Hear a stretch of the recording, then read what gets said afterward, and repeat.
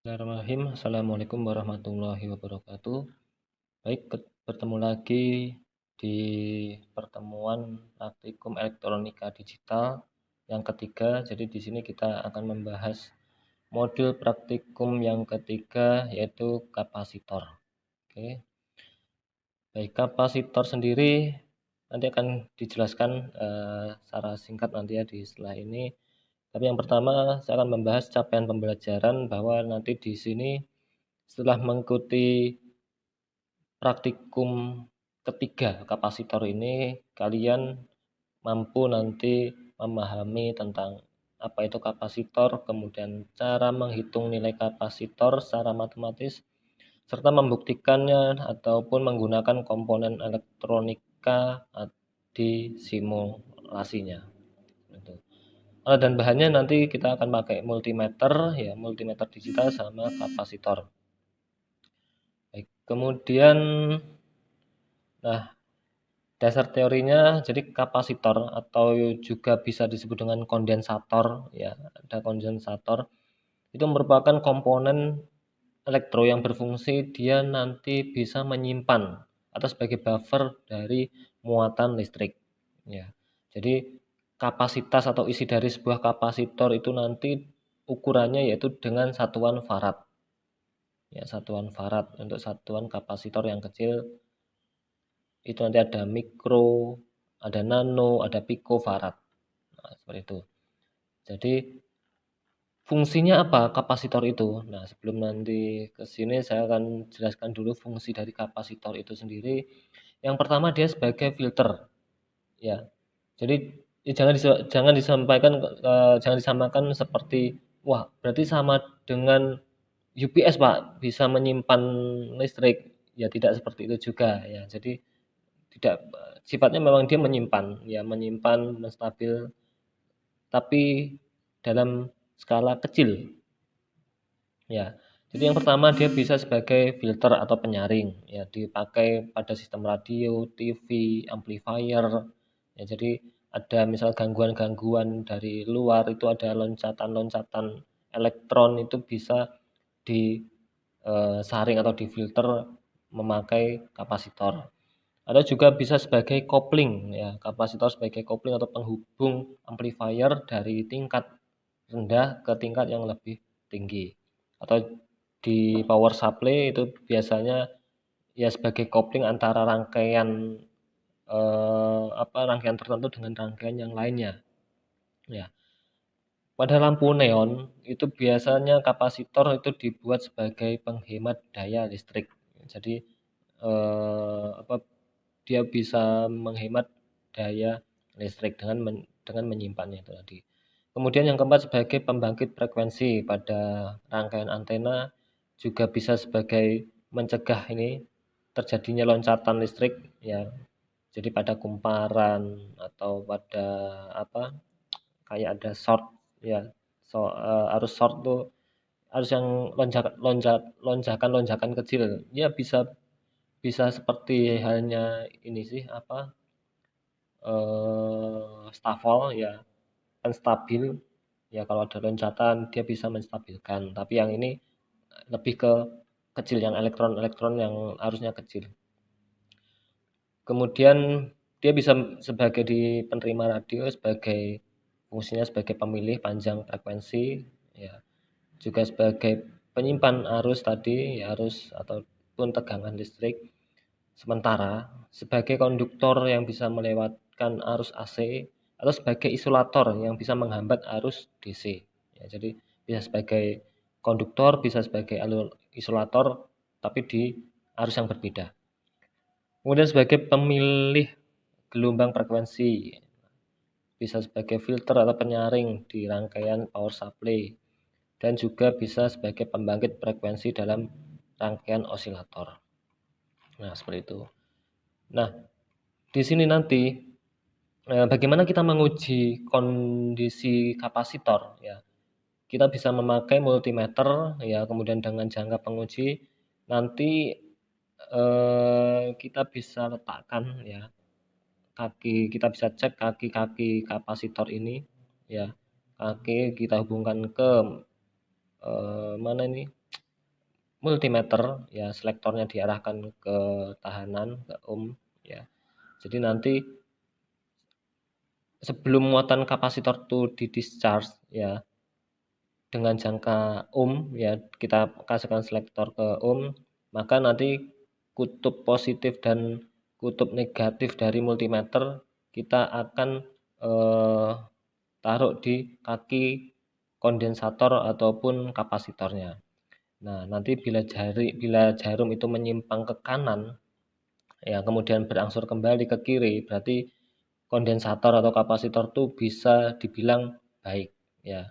Kondensatornya atau kapasitornya itu berarti baik. Tapi kalau jarumnya itu tidak bergerak, ya, tidak bergerak ataupun jarumnya itu bisa mentok ke kanan atau nilainya bisa langsung penuh ataupun dan tidak balik lagi, bisa jadi kapasitor atau kondensator itu bocor. Nah, ini simbol dari kapasitor, ya simbolnya seperti ini. Ini simbol kapasitor.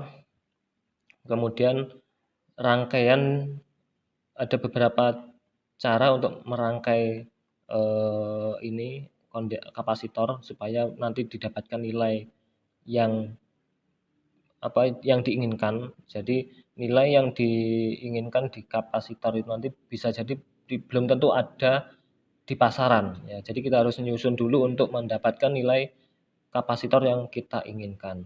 Nah, seperti itu. Jadi ada dua rangkaian, itu rangkaian paralel dan rangkaian seri. Nah, di rangkaian paralel, ya rangkaian paralel itu nanti terdiri dari dua buah kapasitor, ya. Iya, kalau paralel nanti berjajar, nah seperti ini. Ya, jadi ini rangkaian paralelnya.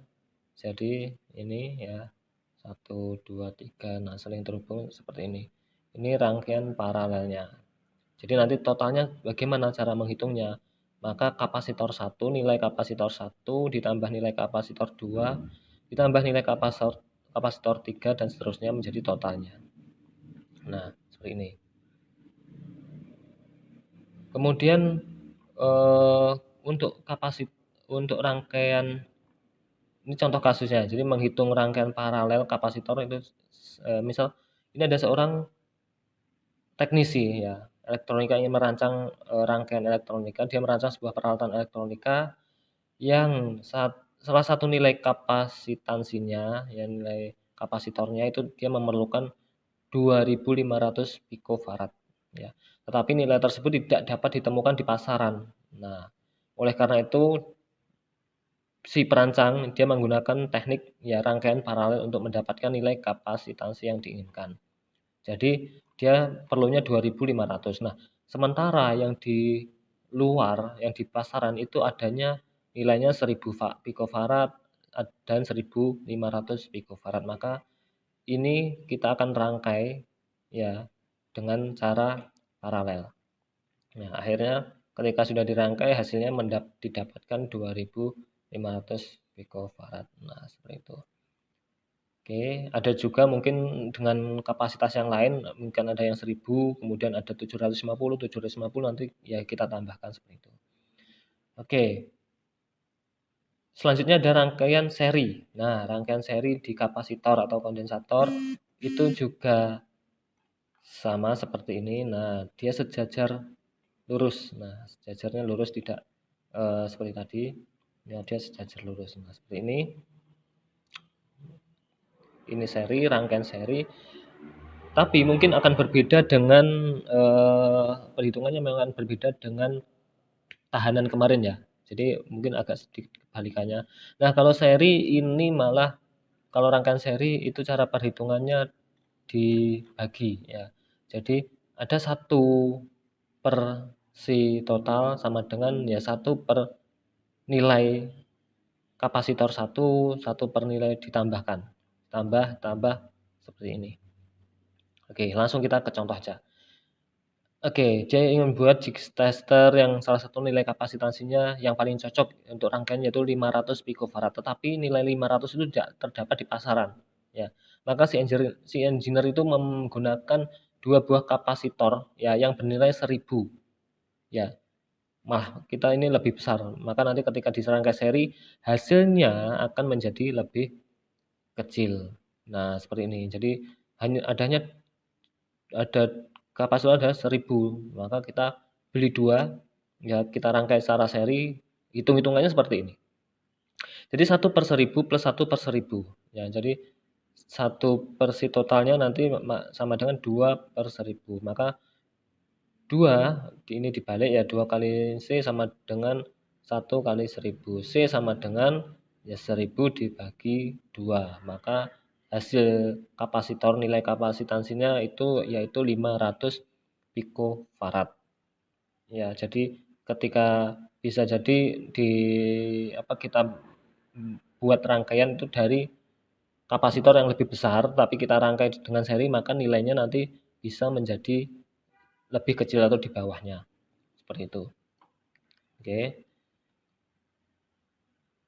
Kemudian ada beberapa jenis ya.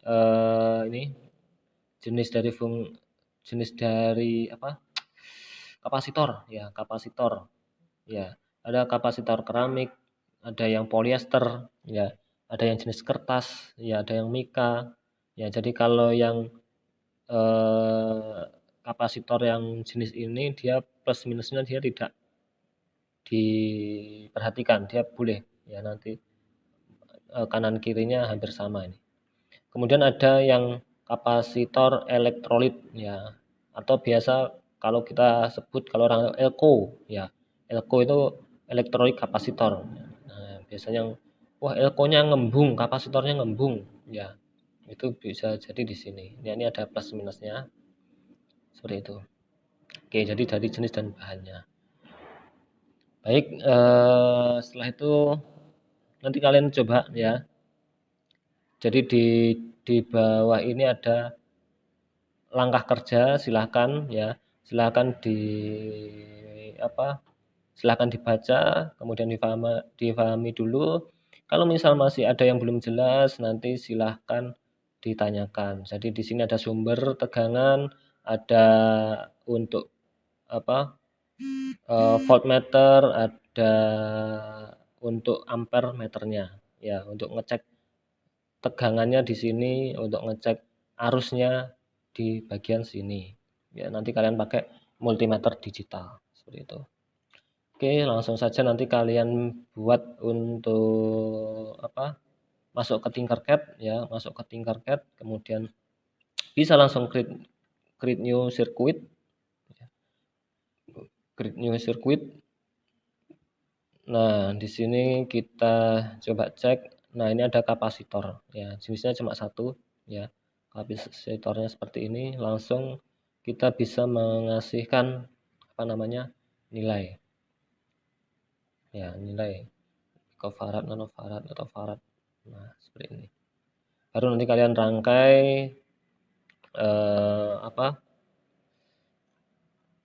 rangkaian seri atau paralel, atau juga bisa kita cek. Nah, kalau ya ini pasti hasilnya pasti ya, sudah pasti ini bagus, ini sesuai. Tapi nanti ketika di dunia nyata kita beli, kita pakai kapasitor ini, kita bisa cek dulu apakah kapasitor ini dalam kondisi yang bagus atau tidak. Nah, ini kita bisa cek di kaki-kakinya ya. Nah,